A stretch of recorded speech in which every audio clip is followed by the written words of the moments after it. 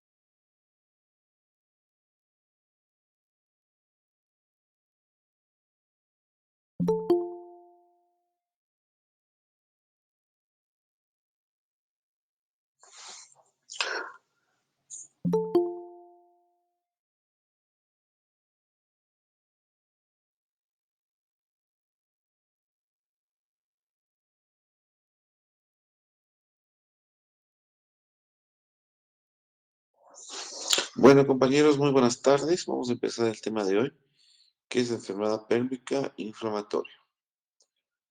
Empezamos, por favor. Bueno, entonces, como definición, decimos que es un síndrome clínico caracterizado por la inflamación e infección de los órganos del aparato reproductor femenino, ¿no? Entonces, para eso tiene que haber una infección vaginal, ¿no? En la cual, por diferentes circunstancias, va a ascender y va a producir principalmente la infección e inflamación de las trompas uterinas. Siguiente.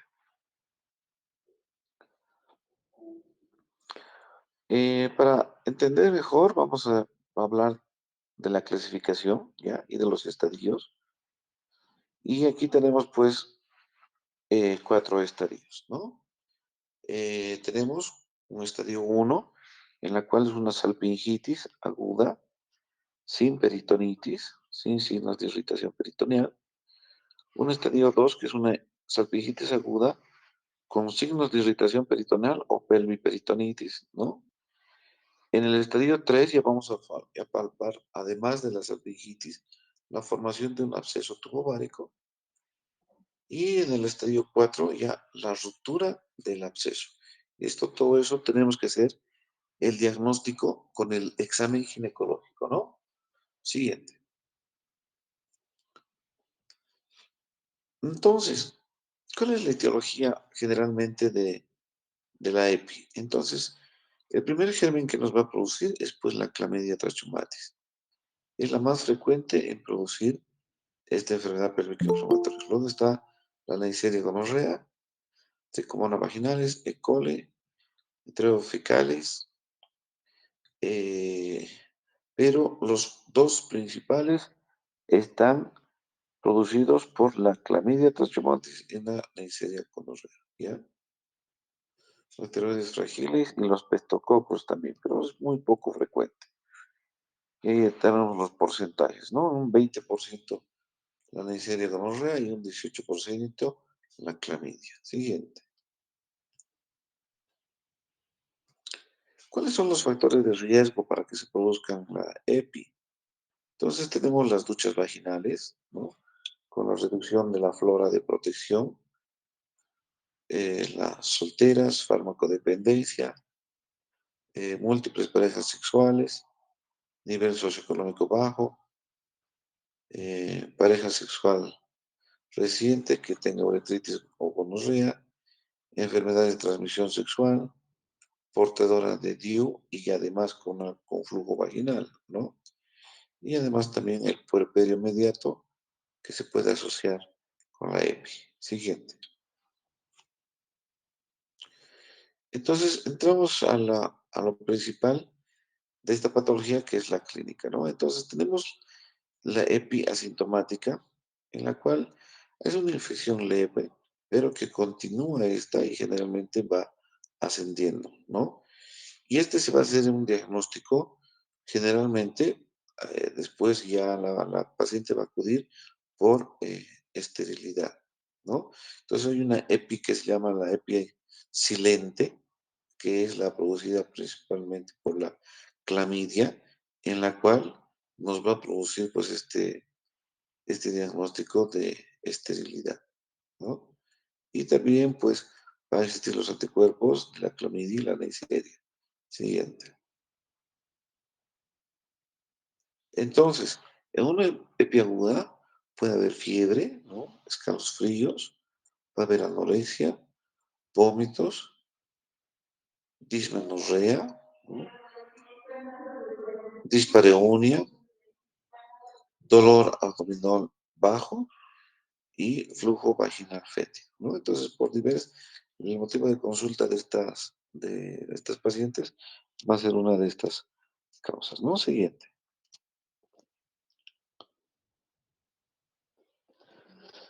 Entonces, una vez que vamos a hacer el examen ginecológico, a la especuloscopía que vamos a observar.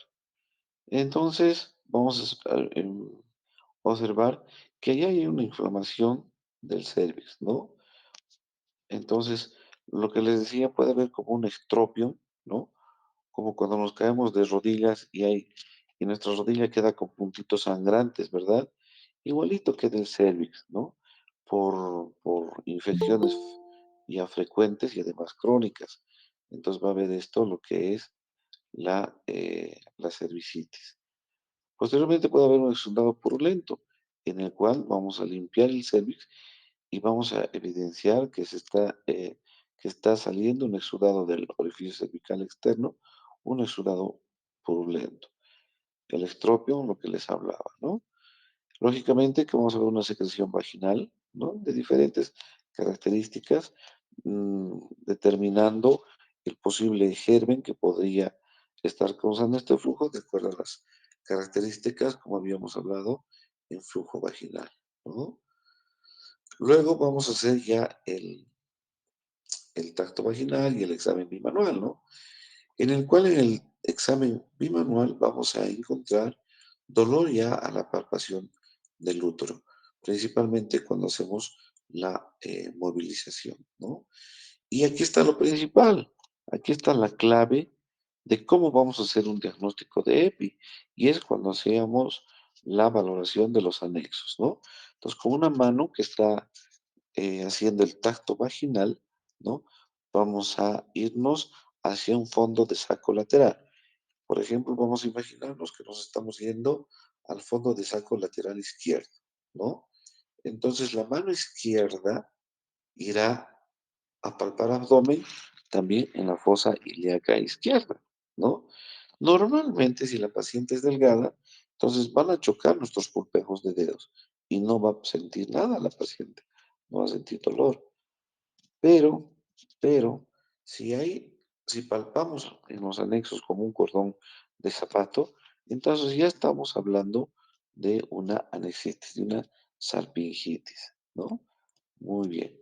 Entonces, vamos a determinar, tratar de determinar entonces si la paciente percibe o no dolor al hacer esta palpación de como si fuera un cordón, ¿no? Entonces puede ser que a la paciente no le duela. Entonces estamos hablando de un grado uno, de una salpingitis. Pero puede ser que la paciente ya mencione que hay dolor a la palpación de entonces podemos hablar de un grado 2. Si palpamos una masa, estaríamos hablando de un grado 3, ¿no? Pero si hacemos el tacto vaginal y hay dolor a la movilización del cérvix, entonces ya estamos hablando de signos de irritación peritoneal, ¿no? Entonces estamos hablando ya de una peritonitis con signo de rebote positivo además, ¿no? Bloomberg positivo. Entonces con mucha más clínica cuando ya tenemos un absceso roto, ¿no? Siguiente. ¿Y cuáles son las manifestaciones clínicas de una epicrónica? ¿No? Entonces será toda la clínica que hemos mencionado de una epi aguda y pues se va a continuar con un dolor que va a ser constante, frecuente y de larga data, ¿no? Siguiente. ¿A qué nos referimos con el síndrome de Fitch-Curtis?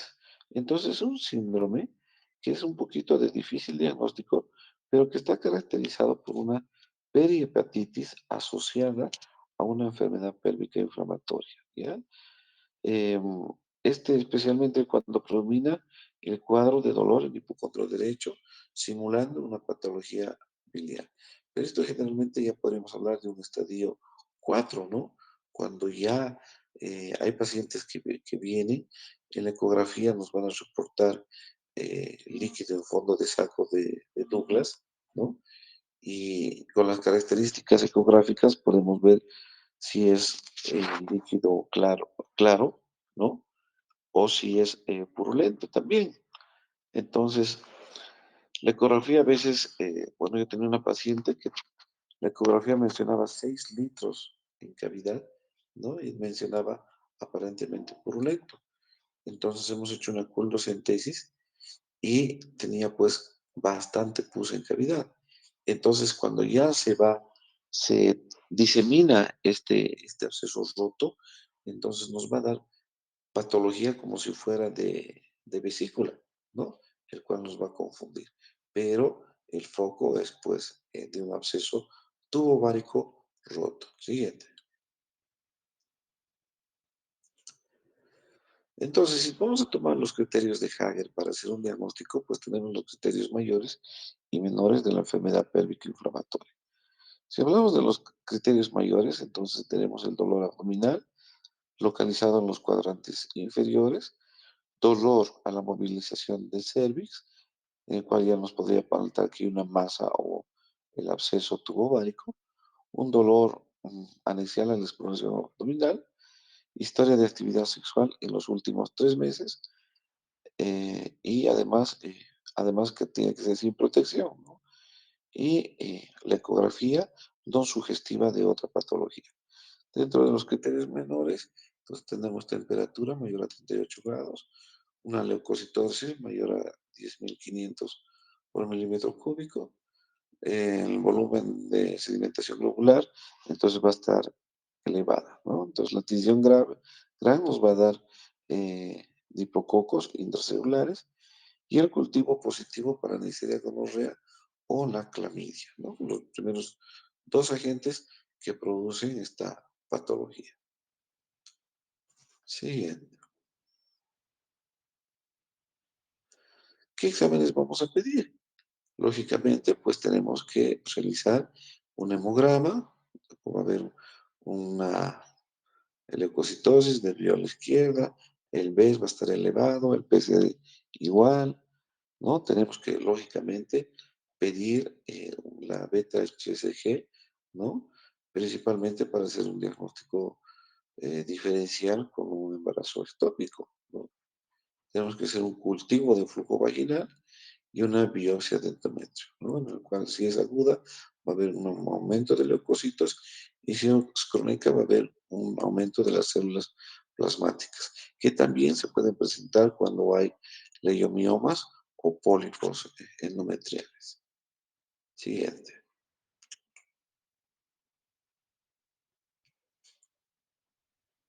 En la ecografía, lo que les decía, ¿no? Lo principal que vamos a evidenciar es si es un absceso ya roto, líquido libre en cavidad, ¿no? Estaríamos hablando de un grado 4, ¿no? Cuando ya el líquido no ha reventado el absceso.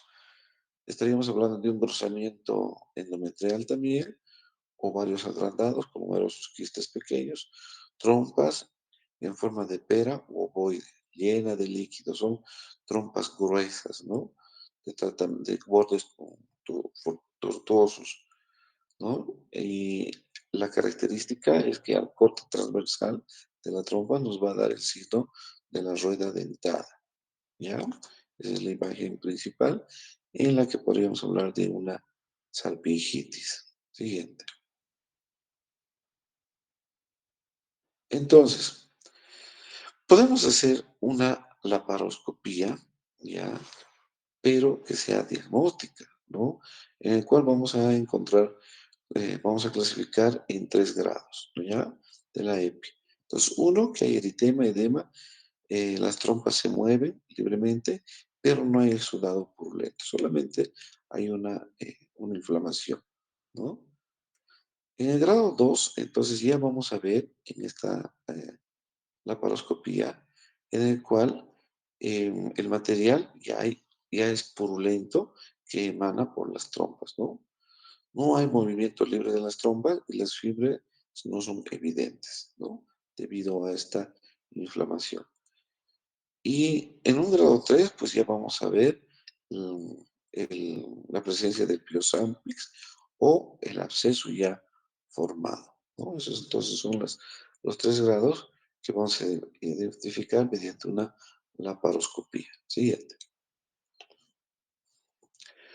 También hacemos lo que habíamos hablado en el tema de exámenes complementarios, la cultocentesis, ¿no? Entonces, una paciente en posición ginecológica vamos a introducir por el fondo del saco posterior, ¿ya? Introducimos una aguja tuji hacia el fondo del saco de Douglas y aspiramos, ¿no? Es un procedimiento doloroso, ¿no? Pero que tenemos que hacer para ver qué características va a tener el líquido que se encuentra libre en cavidad. En este, en este en esta ocasión, entonces en el espacio de Douglas, ¿no? Entonces puede ser sangre además que no coagula, y esto entonces nos va a llevar a un diagnóstico de embarazo ectópico en primer lugar, ¿no? Luego podríamos pensar también en una salpingitis aguda, pero más frecuente en una ruptura de quiste ovárico. Si hay pus, entonces aquí entra nuestro diagnóstico principal de EPI. En un grado 4 podríamos hablar de un absceso tubo-ovárico roto, ¿no? Pero también podría tratarse de una rotura de apéndice, ¿no? En el cual la pus está en el fondo del saco de Douglas. Y además de divertículos. Si es turbio, es una peritonitis pélvica, un apéndice, o tal vez en una úlcera ya perforada. Fundamental, entonces, hacer la cultosíntesis para que nos oriente mucho más para tomar la conducta, para realizar el tratamiento. A veces cuando hacemos la cultosíntesis y ya drena esta pus, entonces es suficiente. Realizamos antibiótico terapia parenteral y a veces no es necesario eh, eh, ya no es necesario realizar una cirugía, ¿no? Pero a veces también estos abscesos de pus se van tabicando, ¿no? Se van abscedando, entonces va a continuar la clínica, en esos casos ya hay que hacer una laparotomía exploratoria. Siguiente. Entonces, el diagnóstico diferencial, tenemos que lógicamente pensar en una apendicitis, ¿no? Por la presencia de pus además. Embarazo ectópico, lo que habíamos hablado. Si en la coldocentesis obtenemos sangre o pus. Un aborto séptico también podría tratarse. Una torsión de quiste anexial, miomas uterinos, endometriosis, diverticulitis con perforación y una úlcera péptica perforada. Siguiente. Entonces, y entrando a lo que es el tratamiento, una vez que hacemos el diagnóstico clínico, laboratorial y con exámenes complementarios, entonces ya vamos a ir al tratamiento. Lo principal del tratamiento es pues prevenir la esterilidad de la paciente, ¿no? Porque si tiene un episodio de EPI, ya disminuye un 15% su probabilidad de embarazo. Si hay dos episodios, un 35%. Y si hay tres episodios o más de estas EPIs, entonces disminuyen un 75% la posibilidad de embarazo. Y fíjense que si hay un episodio de EPI, aumenta en 6 a 10 veces la posibilidad de que la paciente tenga un embarazo ectópico. Todo porque está obstruido, ¿no? Principalmente por clamidia.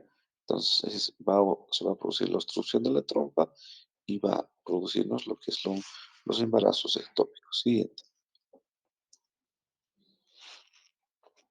Entonces, un esquema de primera línea, vamos a decir, y que sea por vía oral, entonces podemos darle a la paciente levofloxacina de 500 miligramos vía oral más metronidazol de 500 miligramos vía oral cada 12 horas por 14 días, ¿ya? Entonces, una salpingitis que no tenga signos de irritación peritoneal o con signos de irritación peritoneal podemos darle este tratamiento vía oral.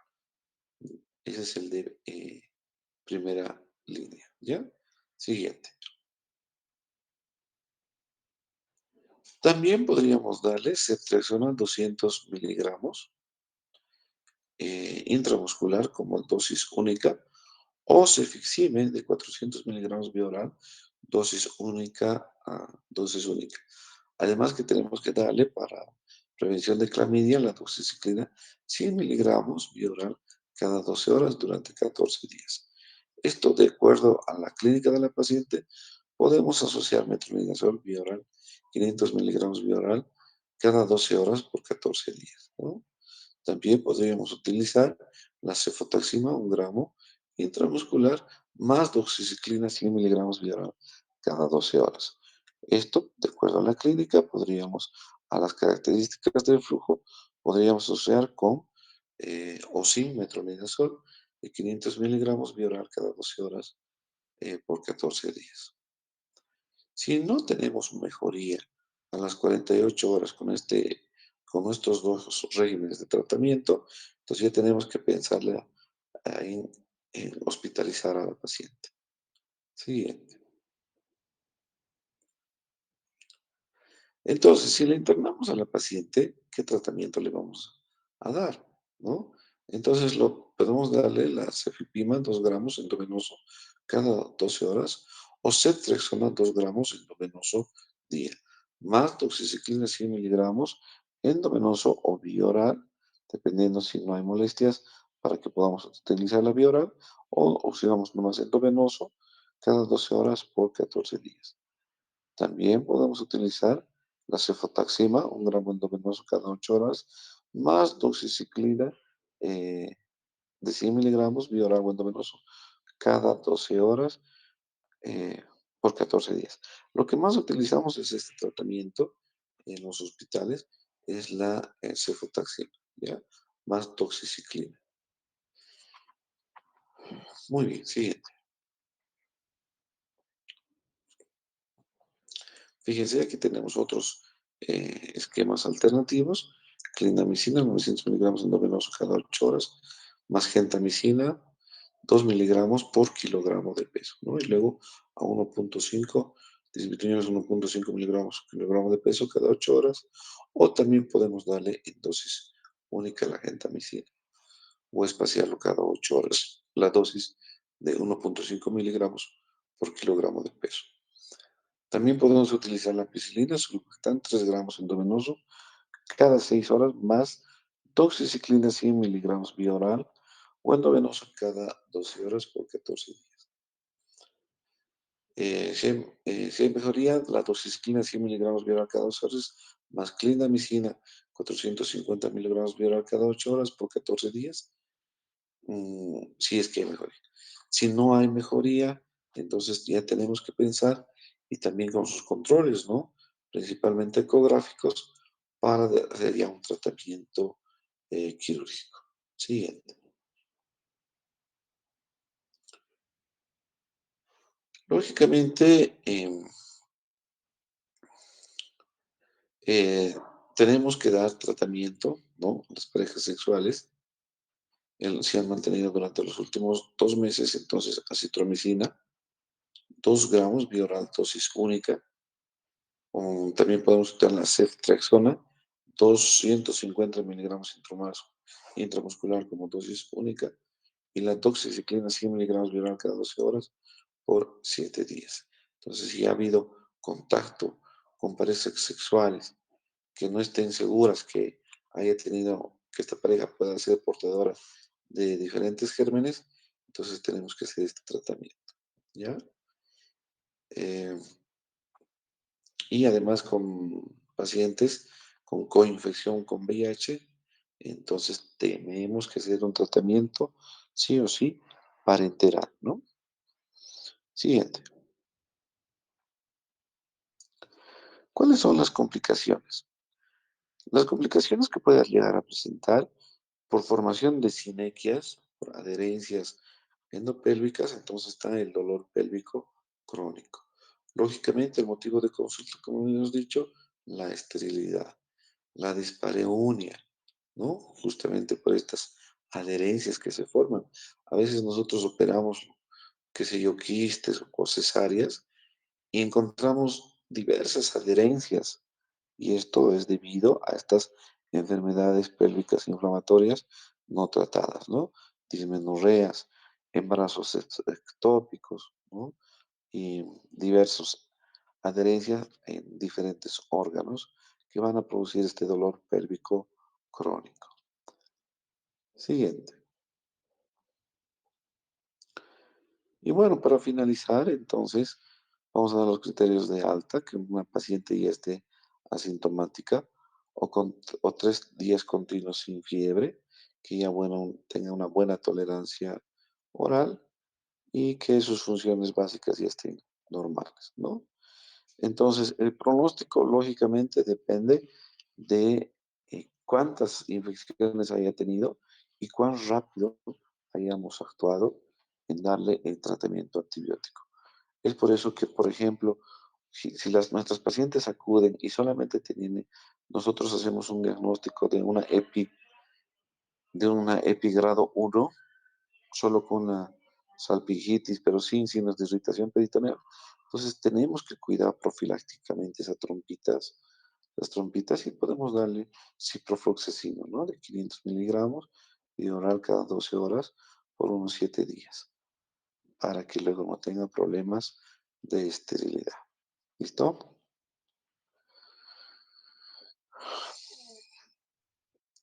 Muchas gracias, chicos. No sé si hay dudas, preguntas del tema.